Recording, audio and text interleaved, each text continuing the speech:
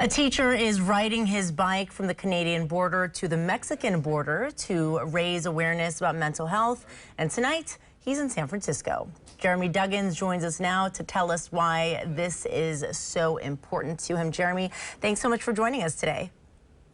Thank you for having me. Thank you for the opportunity. Of course.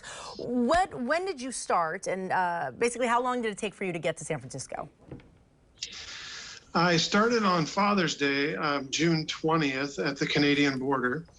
It has taken me 23 days of riding to get to San Francisco. I have taken a few days off in between the Canadian border and here. I had to take 4 days off due to the heat wave in Washington State. And then I also have taken off a couple of days to enjoy your fabulous city. Well, we are happy to have you. This is obviously a very, challenging task that you're taking on, and for a very important cause. Talk to us about why you're doing it and why this particular cause is so important to you. Yeah, I have lost friends and family to suicide. I attempted suicide in 1997, and I was lucky enough to be given a second chance at life and an opportunity to use that experience to help others. I am a teacher, and I teach in an elementary school, and I see students who seem to struggle expressing their feelings and being open with discussing how they feel. And what I'm trying to do is I'm trying to get people to start talking more about mental health issues, more about their feelings, and being more open with the conversation. I don't want to see the situation where someone commits suicide and the friends and family are like, oh, I didn't even know that that person was depressed or anything. The reason we don't know is because people aren't comfortable sharing those feelings. And I feel that if we start educating people to be more open with their feelings and talk about it, we could save some lives.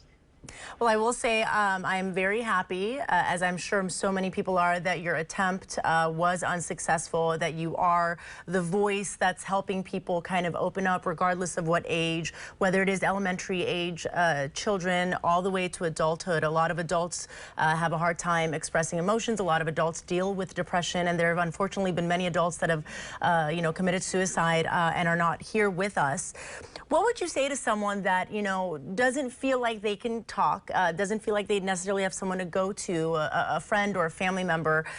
They feel very stigmatized, but they are feeling these dark feelings and the kind of feelings that make them think that, suicide is an option for them. Because it is a very dark place to be. Yeah, it really is. And the thing that I really want people to know is that they don't have to carry those strong feelings and deal with those strong feelings on their own. There are people out there that can help you cope with life and cope with those feelings and learn how to manage your thoughts and your emotions. It's just a matter of being able to take that big step of reaching out to someone. It could be anyone, a family member, a friend, a counselor, anyone, even calling the suicide helpline.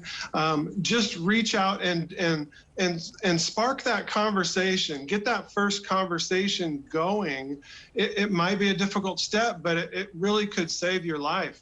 Don't try to navigate these emotions on your own. It is probably, arguably, the hardest step is taking that first initial step and reaching out to someone. But I think that once that person, if they are in that state of mind. Once they do that, it's actually very refreshing to see how light a person can feel after talking about it, and how easy it then becomes to be able to express those emotions. Well, Jeremy, we really, it's amazing what you're doing. I think it's wonderful what you're doing to kind of help those that are, struggling right now. Again, we're happy that you were unsuccessful in your attempt. Do you know, last question really quick, do you know approximately, are you kind of panning out in a certain number of days for you to complete your journey? Yeah, the whole journey should take about 40 days of writing.